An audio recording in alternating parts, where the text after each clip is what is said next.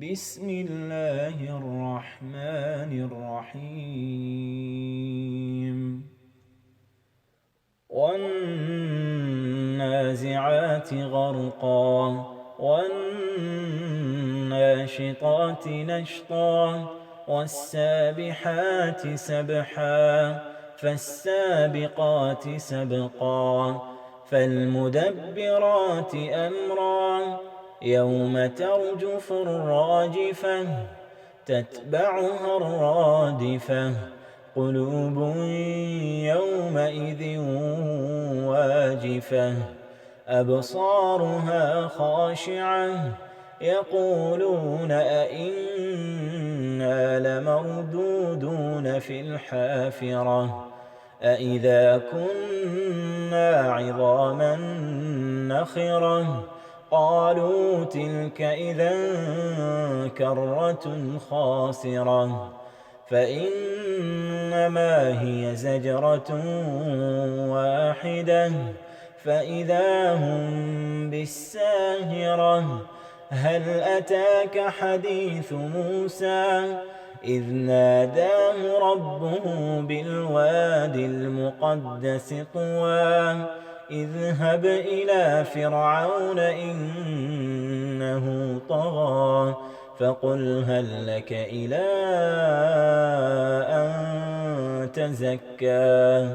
وأهديك إلى ربك فتخشى فأراه الآية الكبرى فكذب وعصى ثم أدبر يسعى فحشر فنادى فقال أنا ربكم الأعلى فأخذه الله نكال الآخرة والأولى إن في ذلك لعبرة لمن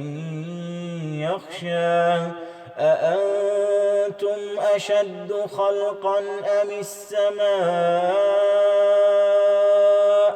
بناها رفع سمكها فسواها وأغطش ليلها وأخرج ضحاها والأرض بعد ذلك دحاها أخرج منها ماءها ومرعاها والجبال أرساها متاعا لكم ولأنعامكم فإذا جاءت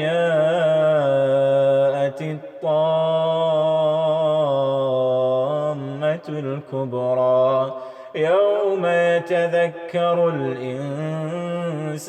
ما سعى وبرزت الجحيم لمن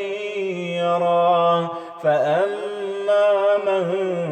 طغى وآثر الحياة الدنيا فإن الجحيم هي المأوى وأما من خاف مقام ربه ونهى النفس عن الهوى فإن الجنة هي المأوى يسألونك عن الساعة أيان مرساها فيم أنت من ذكراها إلى ربك منتهاها إنما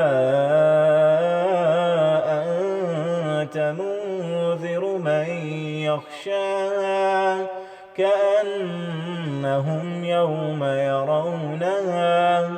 كأنهم يوم يرونها لم يلبثوا إلا عشية أو ضحاها صدق الله العظيم.